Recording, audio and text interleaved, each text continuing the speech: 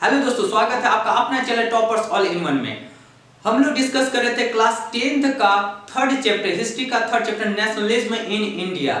इससे पहले दो पार्ट पहले ही अपलोड कर दिया गया है, जिसके बारे में डिस्कस किया गया था कि फर्स्ट वर्ल्ड वॉर का असर भारत पर किस प्रकार से हुआ था। इसके बाद हम लोग ये भी जान चुके थे कि महात्मा गांधी का शुरुआत कैसे हुआ था, महात्मा गांधी किस प्रकार से भारत का आजादी में जो योगदान आंदोलन जो शुरू किए थे किस प्रकार से शुरुआत किए थे, इसके बारे में डिस्कस कर चुके हैं। और इस पार्ट में हम लोग देखने वाले कि महात्मा गांधी उसके बाद किस प्रकार से आगे और आंदोलन करते हैं, रॉलेट एक्ट क्या था, मार्शल लॉ क्या था, जालियांवाला बाग हत्याकांड कैसे हुआ था, क्या हुआ था, इसके पीछे क्या कारण कहा, क्या कहानी है, तो सभी चीज के बारे में हम लोग डिस्कस करेंगे इस वीडियो में। तो चलिए शुरू करते हैं।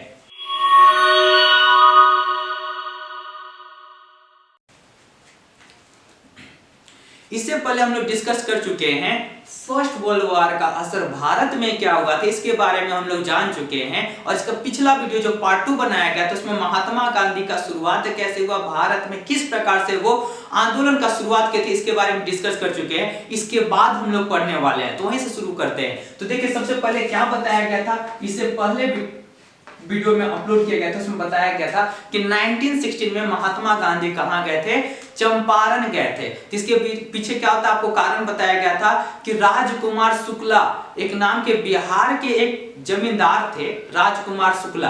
अब महात्मा गांधी के पास जाते हैं, बोलते कि चचा जी चलिए ना एक बार थोड़ा बिहार में देख लीजिए, थोड़ा बहुत समस्या हो गया है, वहां के किसान लोग का बहुत ही ज्यादा समस्या हो गया, एक बार चल के देख लीजिए ना। तो महात्मा गांधी भी चचा जी चले गए, कहां पर, बिहार में चले गए, और वहां पर किसानों का सब समस्या देखे तो 3 कठिया सिस्टम के बारे में बताया गया था। तो वहां पर क्या होता है, किसानों के लिए एक मूवमेंट चलाया गया था जिसको क्या बोला गया है, चंपारण मूवमेंट बोला गया। क्या बोला गया था, चंपारण मूवमेंट, चंपारण मूवमेंट। इसके बाद महात्मा गांधी यहीं पर नहीं रुकते हैं, इसके बाद महात्मा गांधी कहां पर जाते हैं, 1917 का बात है, 1917 का बात है। ये कहां पर जाते हैं, खेड़ा डिस्ट्रिक्ट में जाते हैं। कहां पर, खेड़ा डिस्ट्रिक्ट, खेड़ा डिस्ट्रिक्ट। ये कहां पर है, गुजरात का एक जिला है।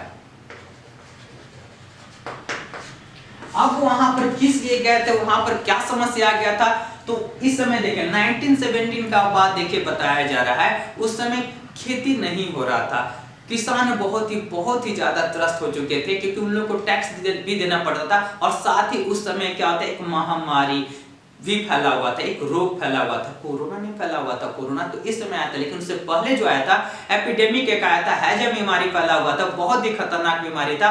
तो इसमें क्या होता है, लोग जो थे टैक्स देने से मतलब असमर्थ थे, टैक्स नहीं दे पा रहे थे। तो महात्मा गांधी से संपर्क करते और बोलते हैं कि चाचा जी थोड़ा सा हम लोग को भी देख लीजिए ना, हम लोग का समस्या का भी थोड़ा समाधान कर लीजिए। अब भी ना वो बाबा बन गए हैं, मतलब हमेशा महात्मा गांधी को हम लोग किस चीज में देखते हैं, मतलब क्या होता है, उनका बूढ़ा वाला फोटो देखते हैं, तो क्या हर समय का बूढ़ा ही होंगे, बिल्कुल भी नहीं थे। तो क्या होता है, उस समय नौजवान थे। तो क्या होता है, चचा जी, इसीलिए चचा जी थोड़ा समझिए, फीलिंग को समझिए क्या बोलना चाह रहे हैं। तो क्या होता है, वहां के किसान लोग जो रहते हैं तो ये बोलते हैं कि चाचा जी यहाँ पर आकर के देखिए ना, थोड़ा सा समस्या आ गया है, कम से कम क्या होता है, जो टैक्स ले रहा ना, तो टैक्सवा कम से कम माफ करा दीजिए। तो ये किसान का समस्या था, खेती तो हो नहीं रहा था, उसके साथ साथ बहुत ही बड़ा महामारी फैला हुआ था, जिसके कारण किसान जो थे टैक्स देने से असमर्थ थे। तो महात्मा गांधी वहां पर जाते हैं, खेड़ा डिस्ट्रिक्ट में जाते हैं और वहां पर आंदोलन करते हैं, किसानों के लिए क्या होता है, आंदोलन करते हैं, और उनका जो टैक्स जो था वो माफ भी करवाते हैं। यहीं से क्या होता है, महात्मा गांधी का नाम होना शुरू हो गया था। एक तो पहला जो सक्सेसफुल क्या मिला, सक्सेस कहां मिला था, बिहार में, चंपारण मूवमेंट जो किसानों के लिए किया गया था, 3 कठिया सिस्टम बता दिया गया। इसमें क्या होता है, 1917 में क्या होता है, खेड़ा डिस्ट्रिक्ट में जाते हैं, किसानों का समस्या फिर से यहाँ पर आता है, उसको भी सक्सेसफुली क्या होता है, बहुत ही सफलतापूर्वक उसको भी निजात दिलवा देते हैं। इसके बाद महात्मा गांधी का थोड़ा सा वैल्यू बढ़ गया था, चचा जी का वैल्यू थोड़ा बढ़ गया था। तो अब क्या होता है, 1918 का बात बताया जा रहा है, 1918 का बात बताया जा रहा है। 1918 में फिर से क्या होता है, चचा जी को बुलाया जाता है, अब इस बार अहमदाबाद से बुलाया जाता है। कहां से, इस बार कहां से बुलाया जाता है, अहमदाबाद से बुलाया जाता है। जब अहमदाबाद से बुलाया जाता है तो इस बार जो समस्या जो था, किसान से जुड़ा हुआ समस्या नहीं था, इस बार जो समस्या जुड़ा हुआ था ये वर्कर्स लोगों से जुड़ा हुआ था, वर्कर्स। अब क्या होता है, कॉटन मिल में काम करने वाले ऐसे मजदूर थे जो कि बहुत ही ज्यादा उन लोगों से काम करवाया जाता था, साथ में क्या होता है, उन लोगों को पैसा बहुत ही कम दिया जाता था। मतलब वेजेस बहुत ही कम दिया जाता था। यहाँ पर वर्कर्स लोगों का समस्या जो था बहुत ही खराब समस्या था। तो यहाँ पर क्या होता है, जब महात्मा गांधी को जब वहां पर बुलाया जाता है तो इनका समस्या को समझते हैं, इनका बात को समझने का कोशिश करते हैं और इनका जो भी मांग रहता है तो वो भी क्या होता है, उनको मांग को पूरा करने के लिए ये आंदोलन करते हैं। तो इस प्रकार से एक के बाद एक महात्मा गांधी किस प्रकार से आंदोलन करते हैं इसके बारे में हम लोग डिस्कस कर चुके हैं। देखिए सबसे पहला क्या बताया गया था कि 1960 में क्या होता है, चंपारण मूवमेंट हुआ था।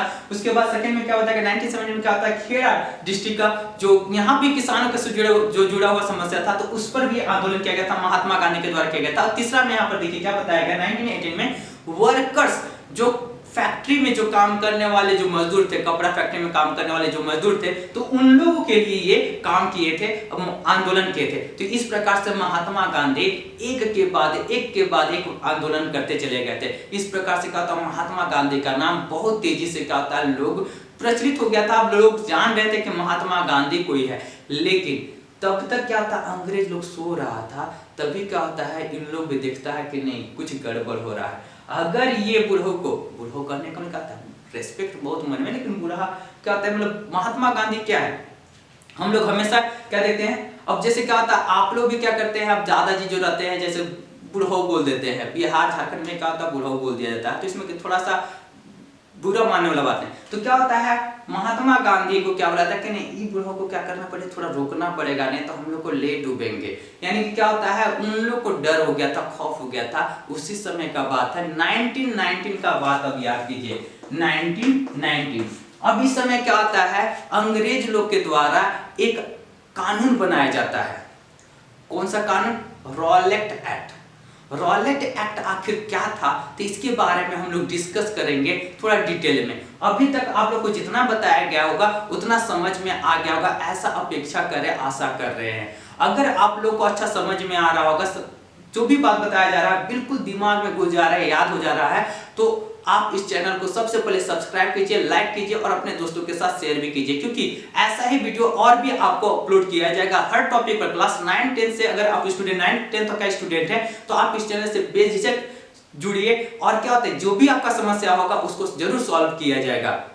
तो चलिए देखते हैं, आगे देखते हैं कि रॉलेट एक्ट आखिर क्या था, कब शुरू किया गया था, क्यों शुरू किया गया था, इसका असर भारतीयों पर क्या हुआ, और यही कारण था। यहीं से देखिए, यहीं से क्या होता है, शुरुआत हो गया था जालियांवाला बाग। इसलिए रॉलेट एक्ट जानना बहुत ही इंपॉर्टेंट है। चलिए शुरू करते हैं, देखते हैं कि रॉलेट एक्ट आखिर क्या था।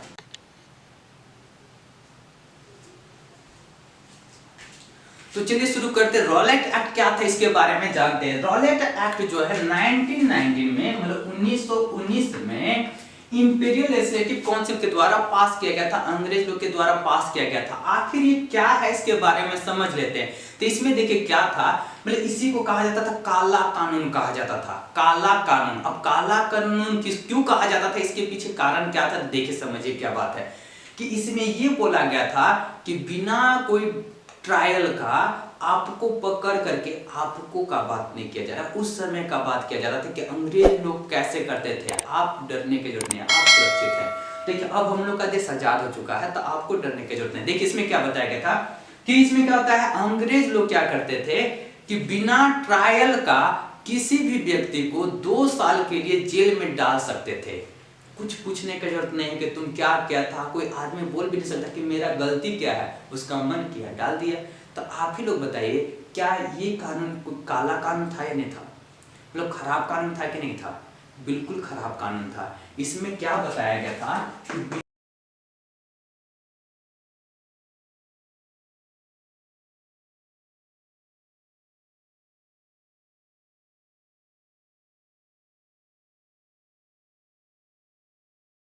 कि बिना कोई ट्रायल का, बिना पूछताछ का, कुछ भी बिना कुछ बोले हुए 2 साल के लिए जेल में डाल दिया जा सकता था। यही कानून था, यही था रॉलेट एक्ट। अब ऐसा कानून बनाएगा, यहाँ का आदमी लोग इतने भी तो शरीफ थे नहीं कि ऐसा कानून बनाएगा देखते रह जाएगा। तो महात्मा गांधी भी बोलते हैं कि नहीं अब ऐसे काम नहीं चलेगा। महात्मा गांधी क्या बोलते हैं कि अब छोटा मोटा जगह जगह जाकर के आंदोलन करने से काम नहीं चलेगा, पूरा नेशन वाइड, मतलब पूरे राष्ट्र स्तर पर हम लोग को आंदोलन करना होगा, तब जाकर के कुछ हम लोग को हासिल होगा। नहीं तो अब ऐसा छोटा छोटा जगह में मांग को पूरा करने से कभी काम नहीं हो पाएगा। और ये ऐसा मौका आ भी जाता है, ऐसा कानून लोग लागू कर भी देता, तो महात्मा गांधी इसका फायदा उठाना चाहते हैं और 1919 में क्या डिसाइड करते हैं कि एक आंदोलन होना चाहिए। तो अब यहीं से महात्मा गांधी जो रहते हैं 6 अप्रैल 1919 को भूख हड़ताल पर बैठ गए। बोले कि हम खाना ही नहीं खाएंगे जब तक तुम ये कानून नहीं हटाएगा, हम कुछ यहाँ से हिलने वाले भी नहीं। महात्मा गांधी ऐसे बोलते हैं। सिर्फ महात्मा गांधी ऐसा नहीं बोलते हैं, महात्मा गांधी के साथ अब तो 3-4 सक्सेसफुल मूवमेंट चला दिए थे, तो उनका तो नाम बहुत ऊंचा हो गया था। तो लोग भी उनका साथ बहुत दे रहे थे, बोलते कि हम लोग भी साथ में, हम लोग भी आपके साथ में रहेंगे, हम लोग भी ऐसे बैठेंगे। तो क्या होता है जब ऐसा होता है, तो उस समय का बात है 6 अप्रैल के बाद का था, पूरा हड़ताल जब कर दिया जाता है, सिर्फ महात्मा गांधी नहीं बैठे रहते हैं, जितना भी स्कूल था, कॉलेज था, कोर्ट था, बस चलने वाला ट्रेन था, सब कुछ रुक जाता है, सब कुछ बंद हो जाता है, एक एक चीज एकदम स्टॉप, सब कुछ रुक जाता है। ये था पावर महात्मा गांधी में। अब बहुत से लोग बोलते हैं कि महात्मा गांधी ये थे, वो थे, ऐसा क्या करते, वैसा करते थे। तो अगर आप इतिहास पढ़ रहे होंगे तो इतिहास में ऐसे तो किसी को जगह नहीं मिलता है, इतिहास उसी को जगह देता है जो ऐसा काम करता है, जो इतिहास बना देता है। तो हम लोग अगर महात्मा गांधी के बारे में पढ़ रहे हैं तो जरूर कुछ ऐसा काम किए हैं जो पढ़ने लायक है, तभी हम लोग पढ़ रहे हैं। तो ये था महात्मा गांधी का पावर था कि जब एक बार अनशन पर बैठे तो उनके साथ हजारों लोग बैठ गए थे कि नहीं हम लोग भी साथ रहते हैं। और सिर्फ हजारों लोग नहीं बैठे थे, पूरा देश रुक गया था इसके खिलाफ, ऐसा कानून के खिलाफ जो अंग्रेज लोग के द्वारा लागू किया गया था। तो चलिए शुरू करते हैं, आगे देखते हैं कि और इसके बाद क्या होता है, इसके बारे में जानते हैं। देखिए क्या होता है जब ऐसा होता है, तो अब यहाँ पर देखिए सब कुछ बैन हो जाता है, चाहे स्कूल हो, कोर्ट हो, स्कूल हो गया, कोर्ट हो गया, बस हो गया, ट्रांसपोर्ट सिस्टम सारा कुछ, रेलवे हो गया, दुकान हो गया, शॉप हो गया, सब कुछ यहाँ पर क्या हो जाता है, बंद हो जाता है। तो ये तो होता है। अब इसके बाद क्या होता है, 10 अप्रैल का भी बात समझ लीजिए। पंजाब में क्या हो जाता है, थोड़ा पंजाबी लोग जो रहते हैं उन लोग से बर्दाश्त नहीं होता, जहां थोड़ा सा भी कुछ भी गड़बड़ करता सीधे मार देते हैं, मारते ही है। तो ऐसा ही कुछ हो जाता, थोड़ा हिंसा हो जाता है, ठीक है। कहां पर, पंजाब का अमृतसर में ऐसा हो जाता, थोड़ा लड़ाई झगड़ा भी हो जाता है। तो जिसके कारण क्या होता है, वहां पर क्या होता है, मार्शल लॉ। मार्शल लॉ आखिर क्या था, मार्शल लॉ यहाँ पर देखिए लिखा जा रहा है, मार्शल लॉ लागू किया गया था। अब बोलेगा मार्शल लॉ क्या होता था, मार्शल लॉ में यही था कि ग्रुप बना करके कोई रैली नहीं कर सकते, कोई सभा नहीं कर सकते, कोई आंदोलन नहीं कर सकते, तो ये था। तो जब ऐसा किया गया था मार्शल लॉ, ये कब किया गया था, 10 अप्रैल को ऐसा हुआ था, 10 अप्रैल 1919 को ऐसा हुआ था। जब ऐसा हुआ था तो पूरा देश एक साथ मिल चुका था, और ये पंजाब में इसका जो हेड बनाया गया था, उस समय मेन कमांडर जो बनाया गया था, जनरल डायर को बनाया गया था। अब जनरल डायर आप लोग का नाम सुनते ही आपके मन में भी खून खौल जाता होगा, लेकिन क्या होता है इसके बाद हम लोग देखेंगे कि ये तो ऐसा हुआ था, चल रहा था, सारा कुछ चल रहा था, और जनरल डायर आखिर क्या करता है, तो इसके बाद हम लोग को पढ़ना है जालियांवाला बाग हत्याकांड, जालियांवाला बाग मैसेकर, जिसमें हजारों लोग मारे गए थे। आखिर ऐसा क्या घटना घट गया था, ऐसा क्या हो गया था जिसमें ऐसा चीज हुआ, तो इसके बारे में हम लोग जानते हैं। तो अब समझते हैं हम लोग जालियांवाला बाग हत्याकांड, जिसे अमृतसर मैसेकर भी कहा जाता है, तो इसके बारे में समझते हैं। बहुत ही दर्दनाक कहानी था जो कि ऐसा घटना हुआ था, तो इसके बारे में जानते हैं कि आखिर क्या ऐसा घटना घटा था।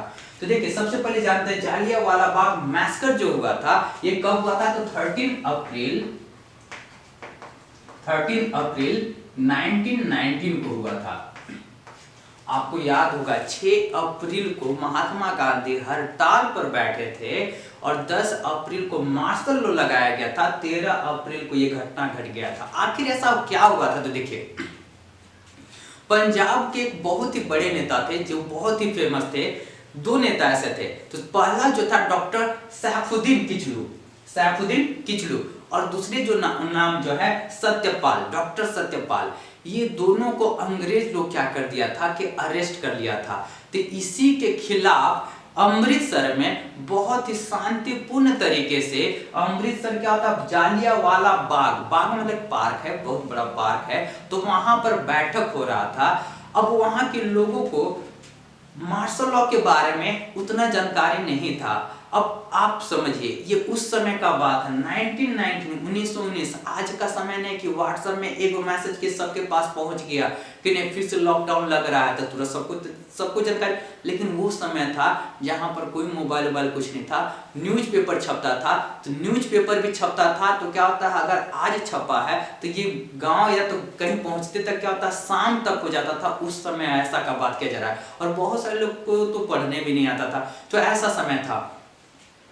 तो ये बैठक किया जा रहा था। तो अब यहाँ पर क्या होता है, इसका जानकारी किसको लग जाता है, जनरल डायर को लग जाता है। जनरल डायर को जब लगता है, जनरल डायर का पूरा नाम है REH डायर, अब कुछ भी पूरा नाम होगा लेकिन जनरल डायर के नाम से जाना जाता है। देखिए जनरल डायर जो रहता है, इसका जानकारी लगता है, वो अपना सैनिक लोगों को लेकर के, अब एक बार थोड़ा समझ लीजिए, जालियांवाला बाग जो है लगभग इस प्रकार से राउंड है, शेप में है, ठीक है। और क्या होता है, इसमें सिर्फ एक तरफ ही दरवाजा था, बीच में एक कुआं था, चारों तरफ ऊंचा ऊंचा दीवार था, चारों तरफ ऊंचा दीवार था।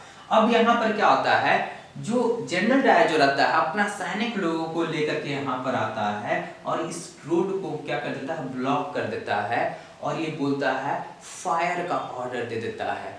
और यहाँ पर क्या होता है, जो लोग जो थे, बच्चे बूढ़े जितने भी लोग थे, सभी पर गोली बहुत ही निर्ममता से चलाया गया था। अब यहाँ पर क्या होता है, बहुत सारे लोग इसमें मारे गए थे, बहुत सारे लोग तो कुआं में छलांग लगा दिए थे, बाउंड्री बहुत ही ऊंचा हो रहा था, जिसके कारण क्या था, सभी लोग जा नहीं सकते थे। तो बहुत ही दर्दनाक ये घटना था, जिसमें क्या होता है, एक तो फिक्स अभी तक भी पता नहीं चल पाया कि कितने लोग मारे गए थे, लेकिन एवरेज अनुमान लगाया जाता है कि 379 से 1500 के बीच में लोग मारे गए थे, और साथ ही 1200 जो लोग जो थे इंजर्ड हुए थे, जिसमें कि 192 जो थे बहुत ही ज्यादा इंजर्ड, जिसको कहते हैं ना वाइटल इंजर्ड, तो वैसे हुए थे 192। ये बहुत ही दर्दनाक घटना था। जनरल डायर ऐसा किया था, मतलब पूरा किसका किया हुआ था, जनरल डायर। अब इसी के लिए क्या होता है, जब जनरल डायर जब ऐसा कर दिया गया, सब सारा कुछ हो गया, घटना हो गया, तो यहाँ के लोगों में क्या होता है, खून खौल जाता है जब ऐसा घटना सुनता है कि ऐसा घटना हो गया है। तो जब ऐसा होता है तो सभी जगह क्या होता है, तोड़ फोड़ करना शुरू कर देता है। जो भी गवर्नमेंट ऑफिस रहता है उसको तोड़ फोड़ करना शुरू कर देता है, जहाँ पुलिस स्टेशन रहता है उसको आग लगा दिया जाता है। अब इसके बाद क्या कहता है, पूरा तहस नहस करना शुरू कर दिया जाता है। जैसे ये हिंसा होना शुरू हुआ था तो महात्मा गांधी क्या बोले कि हमको हिंसा प्रिय, हिंसा पसंद बिल्कुल भी नहीं है, हम अहिंसावादी हैं, नॉन वायलेंस के रास्ते पर चलने वाले हैं, और जो 6 तारीख से हड़ताल जो शुरू किए थे उसको वहीं पर रोक देते हैं। अब महात्मा गांधी का फैसला सही था या गलत था, जो भी हो, लेकिन ऐसा हुआ था। अब ये लोग क्या थे, पूरा गुस्सा में थे, जहां पर भी अंग्रेज लोग को या तो सैनिक लोग को देखते थे मार दिया जाता था। लेकिन अब अंग्रेज लोग जब ऐसा देख रहा था कि उन लोग में पूरा भय हो गया था कि अगर ऐसा ही चलता रहा तो अब हम लोग ज्यादा देर टिकने वाले नहीं थे, तो किसी प्रकार से क्या होता, अपना थोड़ा सा जान बचाने के लिए वो लोग क्या करते हैं, मतलब लोगों का बहुत ही ब्रूटल में क्या होता है, बहुत ही कड़ा पनिशमेंट देना शुरू कर देते हैं। अब जैसे क्या होता है, जो भी क्रांतिकारी जो दिखता था पकड़ाता था, तो उन लोगों को क्या होता है, बीच चौराहा पर रोक करके क्या होता है, बैठा करके नाक लगवाया जाता था, और क्या होता है, सभी जितने भी साहब जाते थे सभी को क्या कहता है, सैल्यूट देने के लिए बोलता था। ऐसा अपना थोड़ा सा क्या होता है, लोगों में भय रखने के लिए अंग्रेज लोग किया गया था। लेकिन यहाँ के लोग वैसे भी नहीं थे जो क्या होता है, थोड़ा में डर जाए। अब आप एक नाम सुने होंगे, उधम सिंह, अगर नहीं सुने होंगे तो उधम सिंह का नाम सुन करके आपको अपने मन में थोड़ा सा गर्व महसूस होगा कि नहीं, यहाँ पर भी ऐसे वीर भारतीय थे। जब ऐसा घटना हुआ था तो उधम सिंह उसी समय क्या होता है, ये शपथ लिया था कि हम जनरल डायर के द्वारा ऐसा क्या कहता है ना, जनरल डायर को गोली मारेंगे। तो उधम सिंह क्या होता है, उसको बहुत ही लंबा समय उनको क्या करना पड़ता है, रुकना पड़ता है। लेकिन वो इंग्लैंड में जाते हैं और इंग्लैंड में जा करके क्या होता है, जनरल डायर को क्या होता है, लंदन में गोली मारते हैं। अब यहाँ पर क्या, तो वो भी अगर नहीं पता तो जान लीजिए, जो इंपेरियल पैलेस जो है वहाँ का जो महल है, महारानी का जो महल है, वहाँ पर जनरल डायर को गोली मारा गया था, उधम सिंह के द्वारा मारा गया था, ये थे। तो इसके बारे में और थोड़ा हम लोग जानेंगे। तो लेकिन आप लोग को जालियांवाला बाग मैसेकर समझ में आ गया होगा कि आखिर कैसा घटना घटा था, क्या हुआ था, सभी कुछ समझ में आ गया होगा। इसके बाद महात्मा गांधी कौन सा रणनीति अपनाते हैं, कैसे ये काम करते हैं, तो इसके बाद हम लोग अगला वीडियो में देखेंगे। आशा करते हैं आपको यहाँ तक सभी कुछ समझ में आ गया होगा। अगर आपको यह वीडियो अच्छा लगा हो तो लाइक कीजिए, अपने दोस्तों के साथ शेयर कीजिए। अगर आप इस चैनल पर नए हैं तो सबसे पहले इस चैनल को सब्सक्राइब कीजिए और बेल आइकन को जरूर दबाइए, जिससे आने वाला वीडियो सबसे पहले आप तक पहुंच सके। क्लास 10th का हिस्ट्री का 3rd चैप्टर ये पार्ट बाय पार्ट बनाया जा रहा है। 2 पार्ट पहले अपलोड कर दिया गया। अगर आप उसे नहीं देखें तो सबसे पहले उसको देख लीजिए, पार्ट 3। इसके बाद आने वाला समय में पार्ट 4 अगला पार्ट भी बनाया जाएगा। सभी टॉपिक, जितना भी टॉपिक आपको किताब में दिया गया है, सभी को बहुत ही अच्छे से डिटेल में इसी प्रकार से इंटरेस्टिंग बना करके समझाया जाएगा। तो इस चैनल से आप बने रहिए। क्लास 9th और 10th के स्टूडेंट अगर आप तैयारी अच्छे से करना चाहते हैं तो हर सब्जेक्ट का, हर टॉपिक पर इसी प्रकार से वीडियो आप लोगों को अच्छे से मिलेगा। आप बस इस चैनल पर बने रहिए। तब तक अब मिलते हैं अगले वीडियो में। तब तक के लिए ओके, बाय बाय।